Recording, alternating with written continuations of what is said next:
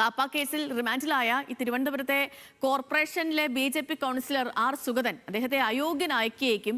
നഗരസഭാ ചട്ടപ്രകാരം തുടർച്ചയായിട്ട് 3 കൗൺസിൽ യോഗങ്ങളിൽ നിന്നും വിട്ടുനിന്നാൽ ജനപ്രതിനിധിയെ അയോഗ്യനാക്കാം. നിരവധി ക്രിമിനൽ കേസുകളിൽ പ്രതിയായ സുഗതൻ കഴിഞ്ഞ 2 യോഗങ്ങളിൽ പങ്കെടുത്തിട്ടില്ല. അടിയന്തരമായി അടുത്ത കൗൺസിൽ യോഗം വിളിക്കണമെന്ന് ആവശ്യപ്പെട്ടുകൊണ്ട് പ്രതിപക്ഷം കോർപ്പറേഷൻ സെക്രട്ടറിക്ക് കത്ത് നൽകിയിട്ടുണ്ട്. പ്രതികരണം ലഭ്യമാണ്. പ്രതികരണം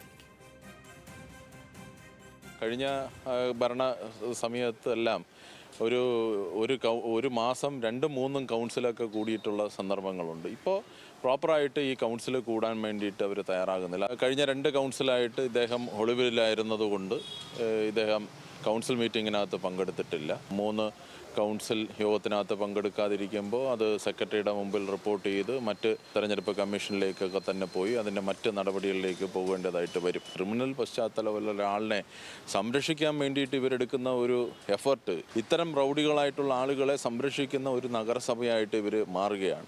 ഈ നഗരസഭയുടെ ഓഫീസ് എന്ന് പറയുന്നത് ഇത്തരം ആൻറ്റി സോഷ്യൽ എലിമെൻസുകൾക്ക് വസിക്കാൻ വേണ്ടിയിട്ടുള്ള ഒരു സ്ഥലമായി ഇതിനെ മാറുകയാണ്. ഹാൻസ് വിവരങ്ങളുമായി തിരുവനന്തപുരത്ത് ചേരുന്നുണ്ട്. Hans, good morning. പ്രതിപക്ഷത്തിന്റെ ആവശ്യങ്ങൾ നമ്മൾ കേട്ടു. അത് അവരെ സംബന്ധിച്ച് ഏറെ ന്യായവുമാണ്. പിന്നെ സുഗതനെ സംബന്ധിച്ചിടത്തോളം ആർക്കും ഒരു പുതിയ അല്ലെങ്കിൽ ഒരു അത്ഭുതത്തോടു കൂടി നോക്കിക്കാണുക. കാരണം 10-11 കേസുകൾ ഇതിനു മുൻപ് തന്നെ സുഗതന്റെ പേരിലുണ്ട്.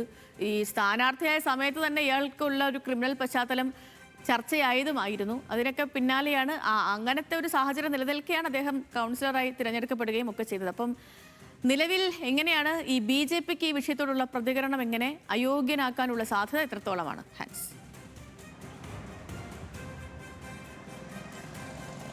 സേതു, ഇക്കഴിഞ്ഞ ഫെബ്രുവരിയിലാണ് CPM പ്രവർത്തകരെ മർദ്ദിച്ചതിൽ ആർ സുഗതനെതിരെ ഈ വാഴോട്ടുകുണം തിരുവനന്തപുരം കോർപ്പറേഷനിലെ വാഴോട്ടുകുണം വാർഡ് കൗൺസിലറായ ആർ സുഗതനെതിരെ പോലീസ് കേസെടുക്കുന്നത്. ഈ വധശ്രമത്തിനടക്കമുള്ള വകുപ്പുകൾ ചേർത്ത് കേസെടുക്കുന്നത്. ഇതിന് പിന്നാലെ ഇദ്ദേഹം ഒളിവിലാണ്. ശേഷം ഈ ഏപ്രിൽ 27-നും മെയ് 12-നും 2 കൗൺസിൽ യോഗങ്ങൾ തിരുവനന്തപുരം കോർപ്പറേഷൻ ആസ്ഥാനത്ത് വെച്ച് ചേർന്നിട്ടുണ്ട്.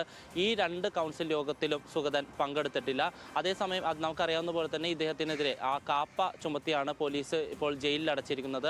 അതുകൊണ്ട് തന്നെ ഈ കാപ്പ ചുമത്തിയതിനാൽ തന്നെ അദ്ദേഹത്തിന് അടുത്ത ദിവസങ്ങളിൽ ഒന്നും തന്നെ ജാമ്യം ലഭിക്കാൻ സാധ്യതയില്ല എന്നാണ് നമുക്ക് ലഭിക്കുന്ന വിവരം. ഈ സാഹചര്യം നിലനിൽക്കെയാണ് അടിയന്തരമായി കൗൺസിൽ യോഗം വിളിച്ചു ചേർക്കണമെന്ന് ആവശ്യപ്പെട്ടുകൊണ്ട് പ്രതിപക്ഷമായിട്ടുള്ള LDFും UDFും ഒരേ രീതിയിൽ കോർപ്പറേഷൻ സെക്രട്ടറിക്ക് കത്ത് നൽകിയിരിക്കുന്നത്. ഈ കത്ത് പരിഗണിച്ചുകൊണ്ട് സെക്രട്ടറി യോഗം വിളിച്ചു ചേർക്കുകയാണെങ്കിൽ സ്വാഭാവികമായിട്ടും സുഗതന് പങ്കെടുക്കാൻ കഴിയില്ല. കഴിഞ്ഞ 2 കൗൺസിൽ യോഗങ്ങളിൽ പങ്കെടുക്കാത്ത സുഗതൻ ഈ 3ാമത്തെ കൗൺസിൽ യോഗത്തിലും പങ്കെടുക്കാതിരുന്നാൽ അദ്ദേഹം അയോഗ്യനാകാനുള്ള സാധ്യതയാണുള്ളത്. കാരണം സംസ്ഥാനത്തെ നഗരസഭാ ചട്ടപ്രകാരം തുടർച്ചയായി 3 കൗൺസിൽ യോഗങ്ങളിൽ ഒരു ജനപ്രതിനിധി പങ്കെടുക്കാതിരുന്നാൽ അദ്ദേഹത്തെ അയോഗ്യനാക്കാൻ സാധിക്കും. ഈ നിയമം ചൂണ്ടിക്കാണിച്ചുകൊണ്ടാണ് അടിയന്തരമായി കൗൺസിൽ യോഗം വിളിച്ചു ചേർക്കണമെന്നുള്ള ആവശ്യം പ്രതിപക്ഷം ഉന്നയിക്കുന്നതും ഈ വിഷയം ഈ സുഗതനെ കാപ്പ കേസ് ചുമത്തി ജയിലിൽ അടച്ചതുമായി ബന്ധപ്പെട്ട വിഷയം ചർച്ച ചെയ്യണമെന്നും ആവശ്യപ്പെട്ടിട്ടുള്ളത്. പക്ഷേ അതേസമയം ഈ വിഷയവുമായി ബന്ധപ്പെട്ട് മറ്റൊരു ആരോപണം BJPക്കെതിരെ ഉയരുന്നുണ്ട്. കാരണം ഈ 2 കൗൺസിൽ യോഗങ്ങളിലും സുഗതൻ പങ്കെടുത്തില്ല എന്നിരുന്നെങ്കിൽ പോലും ഈ പങ്കെടുക്കാത്തവരുടെ ഓരോ കൗൺസിൽ യോഗത്തിലും പങ്കെടുക്കാത്ത ജനപ്രതിനിധികൾ അല്ലെങ്കിൽ കൗൺസിലർമാരുടെ പേര്